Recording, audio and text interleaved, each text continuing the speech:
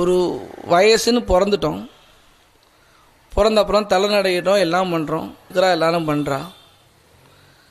பரே பிரம்மணி கோபி நசக்தா.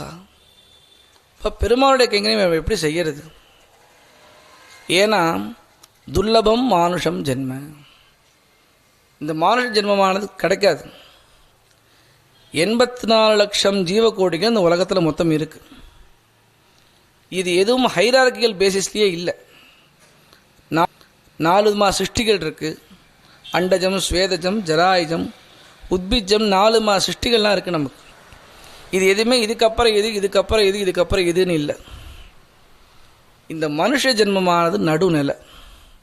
துர்லபம் மானுஷம் ஜென்ம தததி அத்ருவம். இது கிடைக்காத வஸ்து. இந்த மனுஷ ஜென்மமானது கிடைக்காது. அர்த்ததம், இந்த ஜென்மத்தை அர்த்தமாக பண்ணிக்கணும். சரி, எப்படி இந்த ஜென்மத்தை அர்த்தமாக பண்ணிக்கிறது அப்படின்னு பிரகலாதன் சொல்கிறதே, பிரகலாதன் சொல்கிற துர்லபம் மானுஷம் ஜென்ம தததி அத்ருவம் அர்த்ததம். இதுக்கு கீழ்நிலைக்கு நம்ம போகணும்னாலும் இதுக்கு மேல்நிலைக்கு போகணும்னாலும் இந்த ஜென்மத்தை அர்த்தமாக பண்ணிக்கணும்.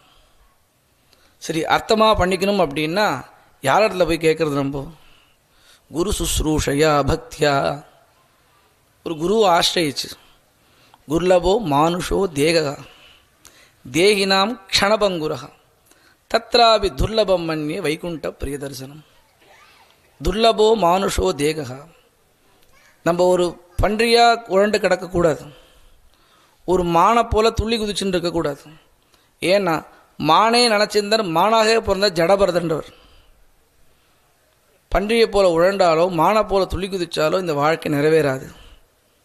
தேகினாம் க்ஷணபங்குரக, ஒரு க்ஷணம் கிடைச்சாலும் அந்த சமயத்தில் ஏதேனும் கைங்கரியம் கிடைக்குமா அப்படின்னு நம்ம சொன்னோம். ஆரம்பத்திலே பெருமாள் கைங்கரியத்துக்கு ஆள் கிடைப்பான், ஆனால் பாகவத கைங்கரியத்துக்கு ஆள் கிடைக்க மாட்டான். ஒரு இடத்துல போய் பாகவதன் தொண்டு செய்யணும்னு சொன்னால் யாரும் செய்ய மாட்டான். அவன் நானும் ஒன்று தானே, என்ன மாதிரி அவனும் எல்லாம் பண்ணுறான்னு நினச்சிட்டு இருப்பான். தேகினாம் க்ஷணபங்குரகா தத்ராபி துர்லபம் மன்யே வைகுண்ட பிரியதர்சனம்.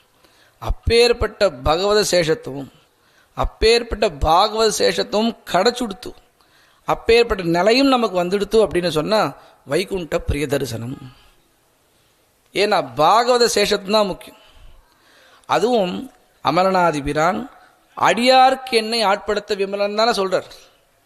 கண் குணசி சிகரம் வந்தனைந்தான் கனையுலங்குது காலையும் பொழுதான் சொல்லிண்டே வந்து திருப்பள்ளேசியில் கடைசியாக என்ன சொல்ல, அடியின் என்பதடியுன் அடியார் காட்படுத்தார் பள்ளி எழுந்தருளாயே.